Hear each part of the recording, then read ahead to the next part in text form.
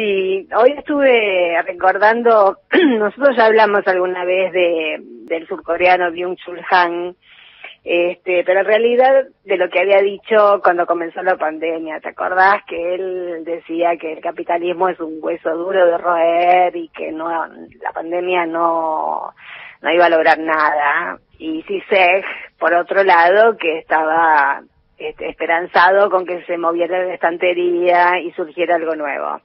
Estamos todavía en realidad viendo qué pasa, tal vez haya que pasar por un bajón innecesario y por muertes innecesarias, evitables, para que mucha gente caiga en la cuenta de la realidad en la que estamos y abandone el espejismo que han creado para ellos.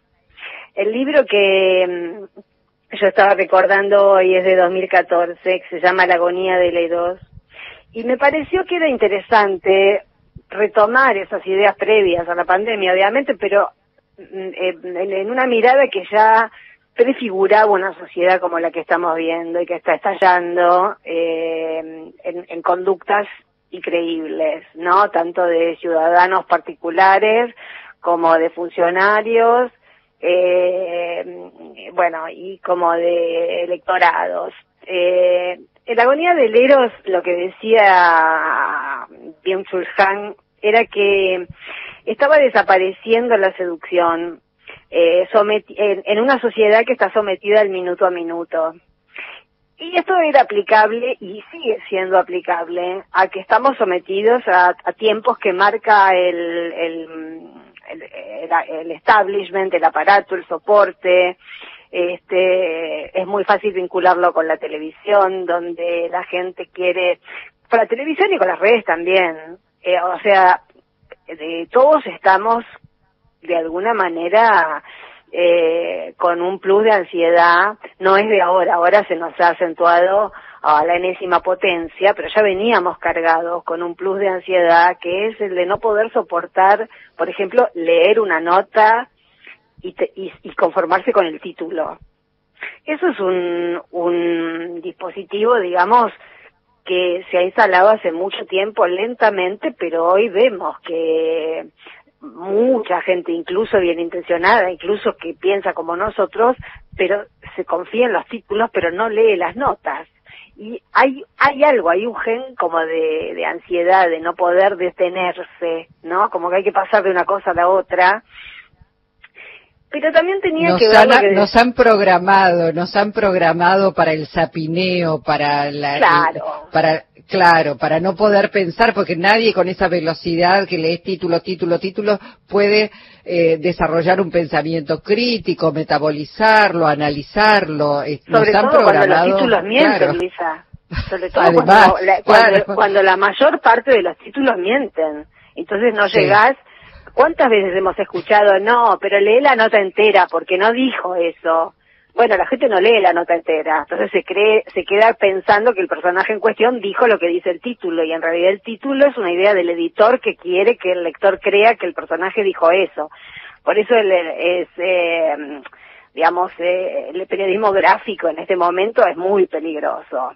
En el audiovisual, bueno, por lo menos hay un poco más de margen, pero vayamos a la entrevista que era uno de los disparadores. Por eso yo pensé en Byung-Chul Han hoy. Me quedé pensando después de la entrevista de Alberto Fernández en Canal 13, que yo no la vi, por supuesto, no miro TN, no miro Canal 13, pero en las redes salieron recortes. Y la verdad que la entrevista era impecable por parte del presidente, ¿no? Vos habrás visto pedacitos. Yo la vi, yo la vi toda. Tampoco veo TN porque me indigesto generalmente, pero valía la pena quería ver. Sí, valía la pena. Claro, yo la verdad que no puedo. Pero bueno, por lo que yo vi, las respuestas eran impecables. Más de una vez los puso en ridículo. Alguien que no sea Marcelo Bonelli no puede decir, sí, ese error lo escribí yo, y reírse. ¿Qué era eso que estábamos viendo ahí? Porque el tema, y eso es lo que a mí me preocupa de la comunicación de Alberto, no cabe duda de que cuando él va los opapea intelectualmente, políticamente, sencillamente diciendo cómo son las cosas. Él mismo dijo, el presidente dijo, me parece que no están escuchando lo que estoy diciendo. Y efectivamente, no escuchan nada, no les importa nada. El soporte, que es el canal, cuando se va el presidente o cualquier otra persona que sea capaz de hacer una performance televisiva, que no hay tanta gente que sea capaz de hacer una performance televisiva en un lugar tan hostil y salir tan airoso. Cuando uno ve el recorte en las redes, celebra, pero en el soporte eso se diluye, porque el soporte no toma las palabras del presidente. Siguen diciendo que la reforma judicial es para que Cristina Safe ir presa. Entonces, yo creo que hay que rescatar ese reportaje, no solo por lo bien que estuvo el presidente, sino porque es ahí, en ese modo de entrevistar, de no escuchar lo que les estaban diciendo, de insistir con el relato de Clarín, que ahora es el relato de toda la oposición, de hacerlo de una manera tan obscena, precisamente.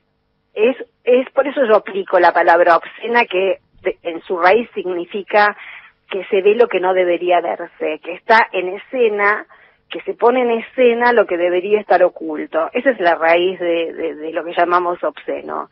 Y justamente en esa entrevista, por parte del soporte y de los entrevistadores, lo que quedó a la vista es la obscenidad con la que trabajan, la obscenidad del dispositivo que han montado, y bajo el influjo en el cual están millones de personas siguen siendo su audiencia consuetudinaria.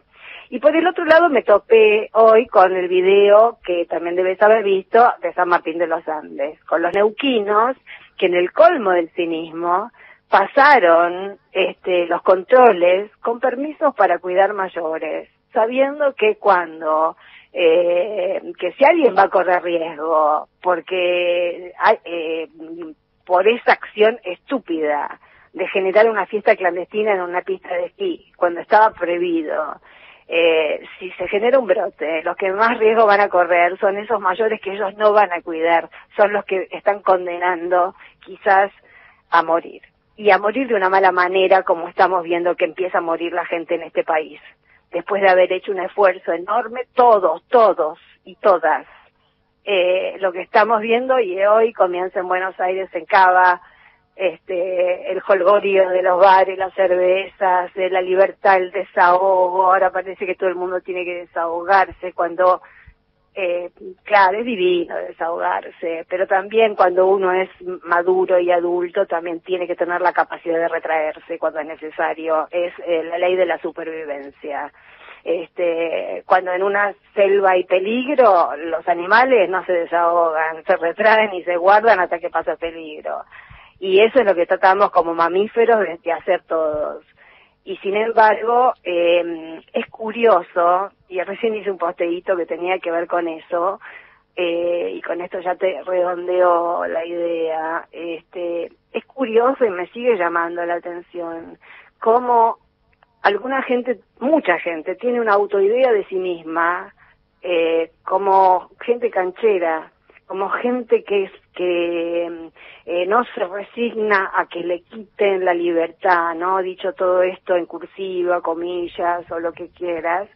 Y cuando uno los ve, somos millones los que los vemos como idiotas, como insolidarios y como inconscientes. Una frase para cerrar de Byung-Chul Han, y cuando él dice porno, yo asocio con violencia, y cuando él dice sexo, yo asocio con política, porque en todo el desarrollo de su pensamiento, digamos, el porno implica la obscenidad y el sexo implica el erotismo, que es la manera de acercarse, la manera de gustar, la manera de negociar con el otro un acercamiento. Una frase de ese libro dice: lo obsceno del porno no consiste en un exceso de sexo, sino en que allí no hay sexo. Me encantó. Sí, está bárbaro. sábado del surcoreano. Bueno, Sandra, descansemos, que la patita de Hugo vaya mejorando y nos estamos reencontrando el lunes. El lunes. Buen fin de semana para todas, chicas. Chau. Un abrazo.